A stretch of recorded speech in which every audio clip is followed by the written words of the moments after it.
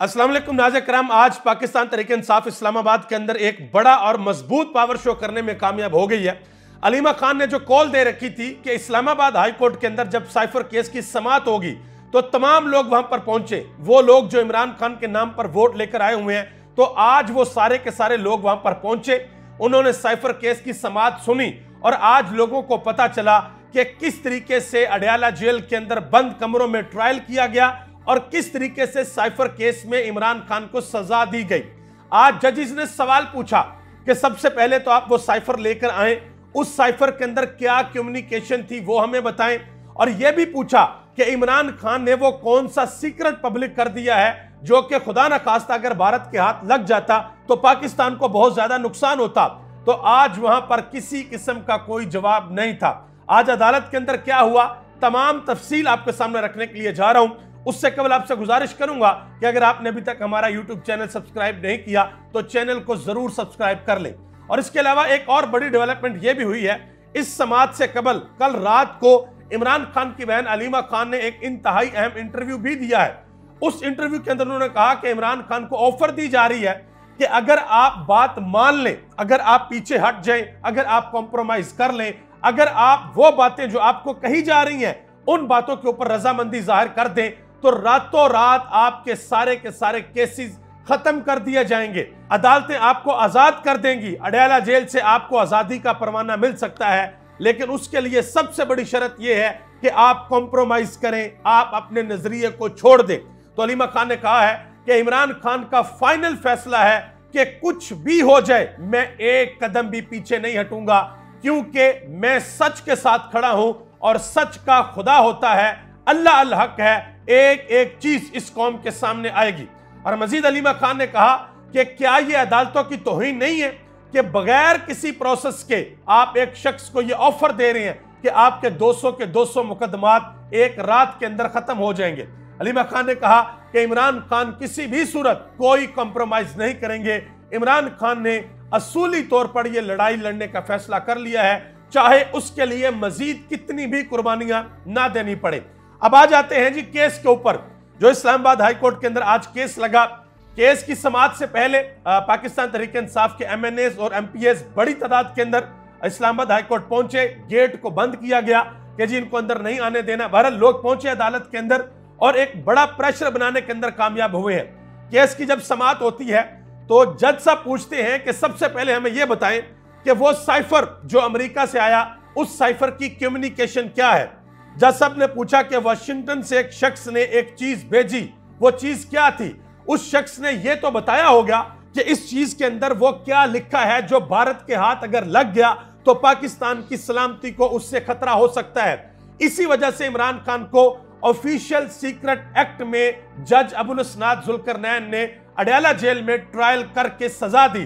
तो आगे से इमरान खान के जो वकील हैं सलमान सफदर, उन्होंने जवाब दिया कि जज साहब हमें किसी किस्म का कोई साइफर नहीं दिखाया गया।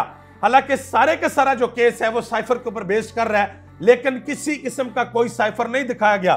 फिर दोबारा जज साहब ने पूछा कि साइफर को डीकोड करके उसकी 4 या 5 कॉपियां बनती हैं जो कि मुख्तलिफ शख्सियात के पास जाती हैं और फिर वापस आती हैं। सीक्रेट डॉक्यूमेंट को सील कर दिया जाता है ताकि वो पब्लिक में ना जाए। पूछना यह चाह रहे हैं कि वो कम्युनिकेशन क्या थी। नाज़रीन किराम, आज मैं एक बड़ी अहम बात आपको बता दूं, और यह बात इमरान खान बहुत बात कर चुके हैं कि जिस दिन पाकिस्तान की आवाम के सामने वो कंटेंट आ गया कि साइफर के अंदर क्या लिखा हुआ था, वो दिन पाकिस्तान की तारीख में एक ऐसा भूचाल का दिन होगा कि 76 साल तारीख में पाकिस्तान की आवाम ने कभी वो दिन नहीं देखा होगा। क्योंकि उस दिन सही तरीके से यह पता चलेगा कि क्या इमरान खान सच बोल रहा था या झूठ बोल रहा था, क्या शहबाज शरीफ सच बोल रहा था या झूठ बोल रहा था, क्या पूरी की पूरी अपोजिशन और हुकूमत उस वक्त की सच बोल रही थी या झूठ बोल रही थी, क्या कासिम खान सूरी की रूलिंग सही थी या गलत थी। यह उस दिन पता चलेगा जिस दिन इस अवाम के सामने कंटेंट आ गया कि उस साइफर के अंदर क्या लिखा हुआ था।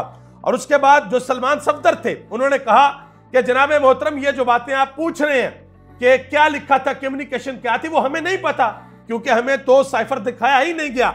और फिर सलमान सफदर ने यह भी कहा, उन्होंने कहा कि एक तरफ ये कहते हैं कि इमरान खान ने सब कुछ पब्लिक कर दिया है और दूसरी तरफ ये कहते हैं कि हम साइफर नहीं दिखा सकते, अगर दिखा दिया तो साइफर सारे का सारा पब्लिक हो जाएगा।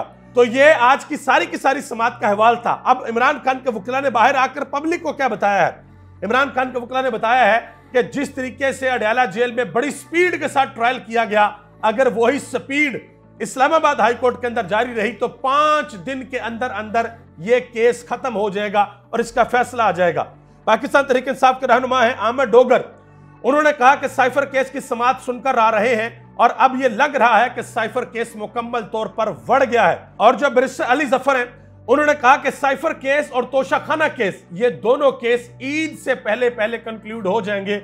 और बैरिस्टर सलमान सफदर ने बड़ी अहम बात की है, उन्होंने कहा कि अगर हमें मेरिट के ऊपर दलाइल देने की इजाजत दी जाती है और सारा कुछ बिल्कुल वैसे चलता स्पीड में जैसे अडयाला जेल में चला, तो 25 रमजान से पहले इमरान खान को रिहाई मिल जाएगी और इमरान खान अडयाला जेल से बाहर होंगे।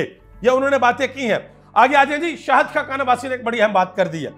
उन्होंने कहा कि इमरान खान से बात करनी पड़ेगी क्योंकि आप माने या ना माने तहरीक इंसाफ ने सीटें जीती हैं और वो जमात जो सीटें जीती है, जिसको पाकिस्तान की अवाम ने मैंडेट दिया है, जिसके पीछे पाकिस्तान की पब्लिक खड़ी है, अगर आप ये कहें कि उस जमात से या उस जमात के रहनुमा से बात किए बगैर हम सिस्टम को चला लेंगे, असेंबलियों को चला लेंगे, मुल्क को चला लेंगे, तो यह बहुत मुश्किल होगा। क्योंकि कोई भी मुल्क आप दुनिया की तारीख उठाकर देख ले, दुनिया में इससे पहले बहुत सी मिसालें मौजूद हैं कि अवाम की मंशा के ऑपोजिट, यानी कि अवाम की मंशा के खिलाफ एक हुकूमत बनती है, लेकिन वो हुकूमत ज्यादा देर चलती नहीं है। वो हुकूमत अपने कदमों के ऊपर, अपने वजन के ऊपर खुद गिर पड़ती है। क्यों? क्योंकि उस हुकूमत के पीछे अवाम नहीं होती। जिस हुकूमत के पीछे अवाम होती है, वो हुकूमत जितने मर्जी सख्त फैसले करे, अवाम फिर बर्दाश्त करती है क्योंकि अवाम ने वोट दिया होता। और आप यकीन करें, साद रफीक उन्होंने ये बयान दिया है, उन्होंने कहा कि अब हम जो अगला मुआहदा IMF के साथ करने के लिए जा रहे हैं, IMF हमारे सामने ऐसी शराइत रख रहा है कि हम वो अवाम को नहीं बता सकते कि वो शराइत क्या है। अब आप अंदाजा लगाएं कि IMF ने कौन सी शराइत रखी होंगी जो कि ये अवाम को नहीं बता सकते। क्यों नहीं बता सकते? क्योंकि अवाम ने वोट नहीं दिया। ये अवाम को बताएंगे तो अवाम बाहर निकलेगी और एहतजाज करेगी, जो कि एक बहुत बड़ा सेटबैक हो सकता है पाकिस्तान मुस्लिम लीग नून के लिए। आने वाले दिनों में अब यह देखना है कि आगे क्या होता है। आप सबका बहुत बहुत शुक्रिया। पाकिस्तान जिंदाबाद, पाकिस्तान के अवाम और पाकिस्तान के इदारे पाइंदा।